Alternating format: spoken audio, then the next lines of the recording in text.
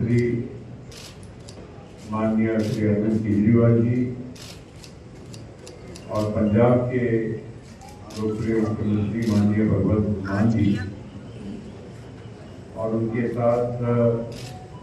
राज्यसभा में आम आदमी पार्टी के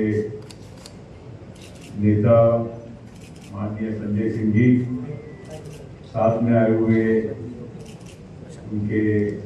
पार्टी के राज्यसभा सांसद और युवा नेता माननीय राघव चड्ढा जी और दिल्ली की मंत्री महोदया माननीय आतिशी जी,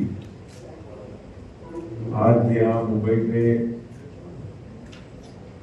राष्ट्रवादी कांग्रेस पार्टी के राष्ट्रीय अध्यक्ष और हमारे नेता आदरणीय शरद पवार जी को और उनके साथ हम सभी उनके सहयोगियों को आज केजरीवाल जी के और मान साहब के नेतृत्व में यहाँ मुलाकात हुई और देश की विभिन्न राजनीतिक गतिविधियों के बारे में चर्चा शीर्ष नेतृत्व ने की और खास करके वर्तमान राजनीतिक परिस्थिति के साथ साथ जो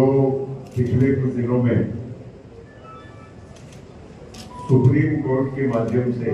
उच्च न्यायालय सर्वोच्च न्यायालय के माध्यम से जो 5 बेंच की खंडपीठ, जो 5 मेंबर कॉन्स्टिट्यूशन बेंच, जो पिछले 8 वर्षों से दिल्ली सरकार की याचिका पर गंभीर तरह से सुनवाई के बाद अपने जजमेंट को पिछले दिनों में उन्होंने जो आप हमारे सबके सामने प्रस्तुत किया, उसमें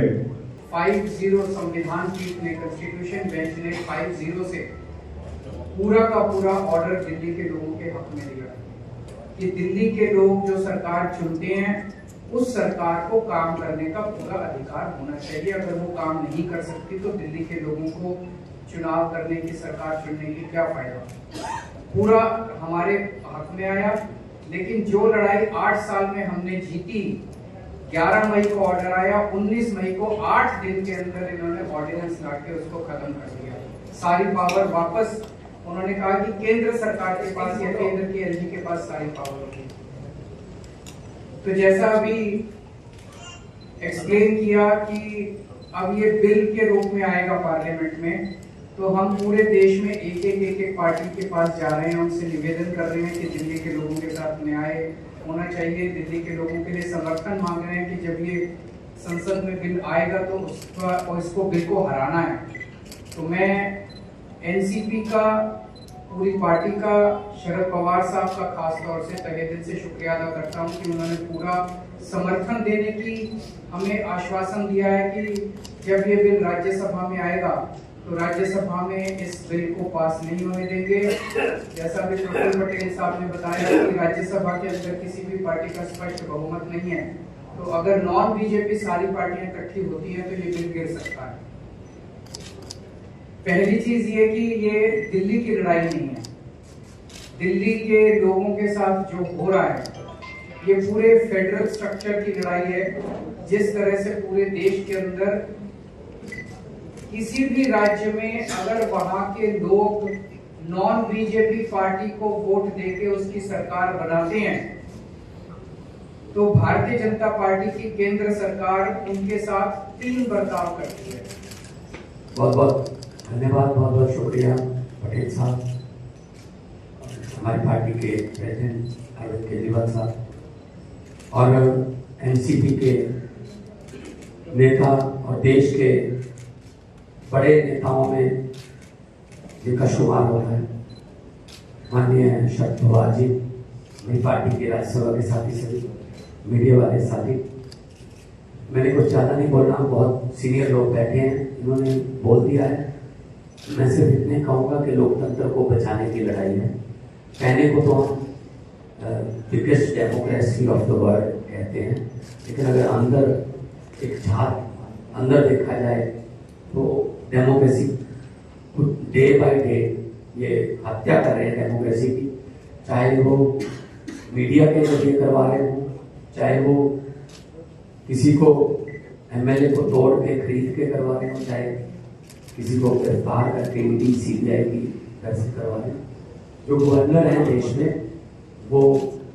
स्टार कैंपेनर बन चुके हैं बीजेपी के, और जो राजभवन है वो इनके हेड ऑफिस बन चुके हैं बीजेपी के। गवर्नरों से हर रोज हिसाब मांगा जाता है कि कितनी बार काम किया आपने चुने हुए मुख्यमंत्री को। अगर कोई गवर्नर कहता है जी मैं 3 दिन तक नहीं कर पाया, तो उसकी गवर्नरी भी खतरे में हो जाती है कि आपको किस चीज के लिए करवाया था। तो ऐसा चल रहा है। दिल्ली में तो चलो एलजी को इन्होंने सरकार घोषित कर रखा है। उनके साथ रहे हमारे संस्कृति दोस्तों, आज की जो प्रेस कॉन्फ्रेंस थी, वेरी इम्पोर्टेंट प्रेस कॉन्फ्रेंस, क्योंकि प्रेस कॉन्फ्रेंस से पहले हम साथियों के साथ देश के सामने एक समस्या पैदा हुई, तो दिल्ली के और पंजाब के मुख्यमंत्री गवर्नर ने अच्छी तरह से देखी। इशू दिल्ली का है, इसे हम मानते हैं। हम मानते हैं कि ये पार्लियामेंट्री डेमोक्रेसी बचानी है या नहीं, क्योंकि जो आघात हो रहा है दिल्ली में, तो पार्लियामेंट्री डेमोक्रेटिक सिस्टम पर आघात हो रहा है।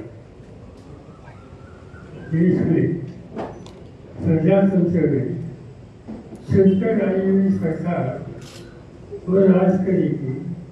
वो डिसीजन लेगी, या ऑफेंडेड लोगों के थ्रू